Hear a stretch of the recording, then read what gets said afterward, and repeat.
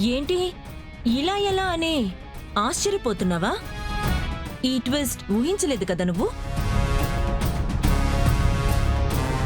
కాసేపట్లో తను నిద్రపోగానే నువ్వు లోపలికి వెళ్ళు. మేము బయట లైట్స్ ఆఫ్ చేస్తాం. ఆ తర్వాత మీరు లోపలుండగా బయట నేను మీడియాని పిలిచి రచ్చరచ్చ చేస్తాను.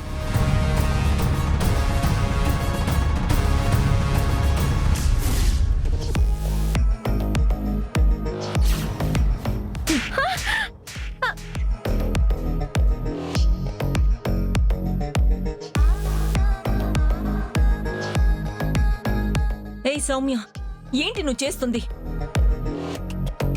ఆ అనన్యతో కలిసి దాని కుట్రలో పాల్పంచుకుంటున్నావా?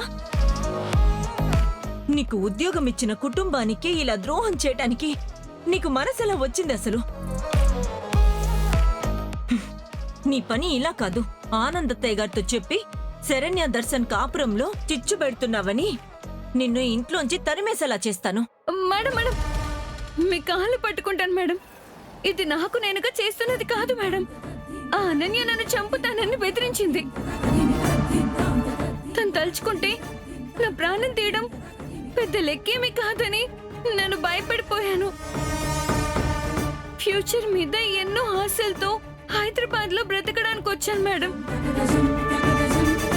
నా జీవితాన్ని దయచేసి పాడు చేయకండి ప్లీజ్ మేడం. Madam please. లే ముందు. ఇంకోసారి ఇలా చేశావని తెలిసిందో నీ ప్రాణాలు తీసేస్తాను.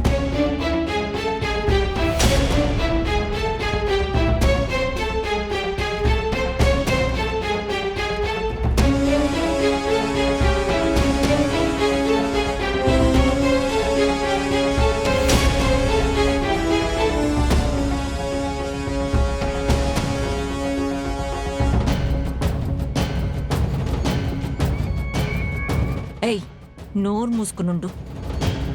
ఆ అనన్య ఏం చేస్తుందో చైని చూద్దాం. ఏదో ప్లాన్ చేస్తుంది కదా, చైని. అదే జరిగిన బ్యాక్ స్టోరీ.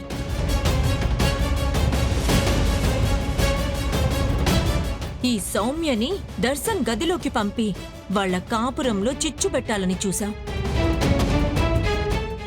కాని అందరి ముందు నీ ఉచ్చు నీకే బిగుసుకునేలాగా నేను ప్లాన్ చేశాను. ఎలా ఉంది నీ సవితి దెబ్బ? అర్ధరాత్రి సన్ స్ట్రోక్ తగిలినట్టు లేదు? ఏ అనన్య, కాళ్ళు విరగ్గొట్టుకొని ఈ గడపలోకి మళ్ళీ అడుగు పెట్టావు. కాలు బాగు చేసుకుని తిరిగి బయటికి పో. అంతేకాని ఇంట్లో అడుగు పెట్టాను, కుటుంబాన్ని కుదిపేసి ఇంటి సంతోషాన్ని సమాధి చేయాలని దిక్కుమాలిన ఆలోచనలు చేశావో ఎముకలు విరిచి ఇంటి పెరట్లో పాతేస్తాను. ఏమనుకున్నావు?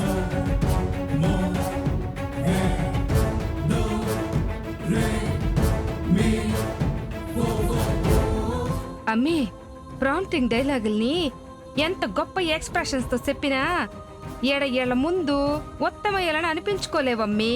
ఈడ నువ్వు ఎన్ని ప్లాన్లేసినా వాళ్ళకది పెనం మీద దోశ తిప్పేసి మెక్కేసినట్టే ఉంటాది.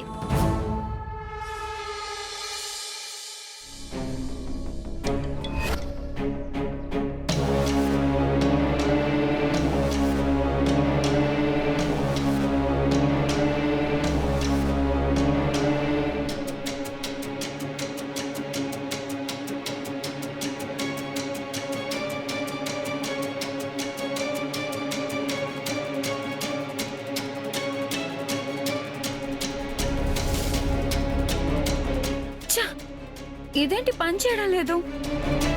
ఇంట్లో పని వాళ్ళు కూడా ఎవరూ లేరు. వేరే క్లోత్స్ కూడా రేపు వేసుకోవడానికి లేవు. ఇప్పుడెలా? ఎలా అని వెర్రి మొహం వేసుకునే బదులు చక్కగా వాటిని నానబెట్టి ఉతుక్కోవచ్చు కదా. ఏంటి, నేను బట్టలు ఉతుక్కోవాలా? కింగ్స్ ఫ్యామిలీ నుంచి వచ్చావా? మీ నాన్న ఏ రాజ్యానికైనా రాజా ఏంటి? నాకు బట్టలు ఉతుక్కోవడం రాదు. అయితే పోయి అడుక్కు తిను.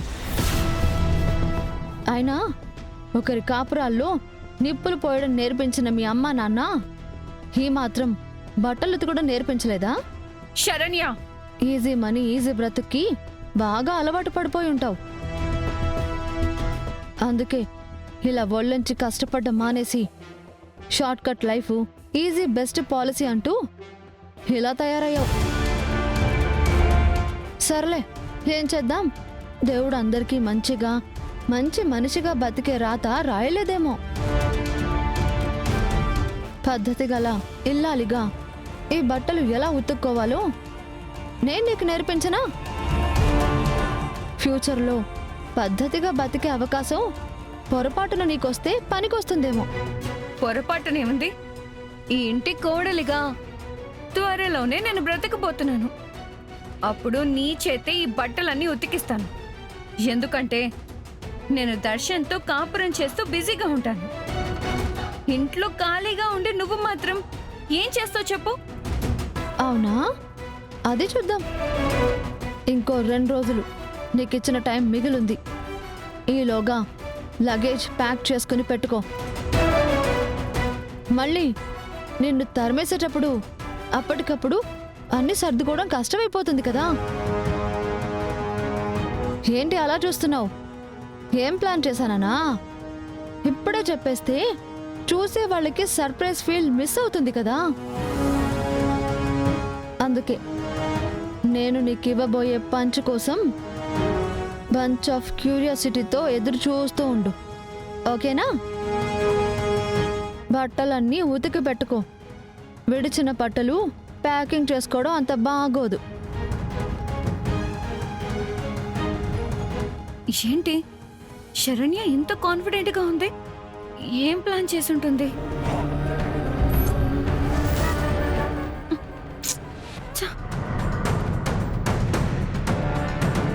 ఏమ్మా సౌమ్య, ఏంటమ్మా ఇది? అసలు దీన్ని ఏమైనా ఆడపిల్లలకు ఉండే లక్షణం అని అంటారా చెప్పు?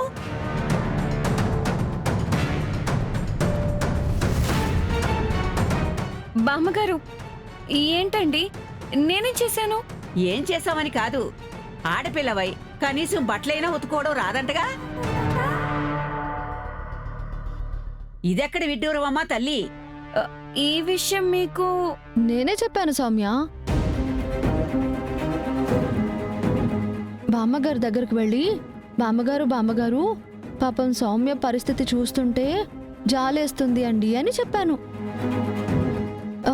ఎందుకని బామ్మగారు అడిగితే ఇంట్లో వాషింగ్ మిషన్ పాడైపోయింది, పాపం తనకేమో ఉతుక్కోవడానికి రాదు, ఇంట్లో సమయానికి పనోళ్ళు కూడా లేరు అంటూ తెగ బాధపడిపోతున్నావంట.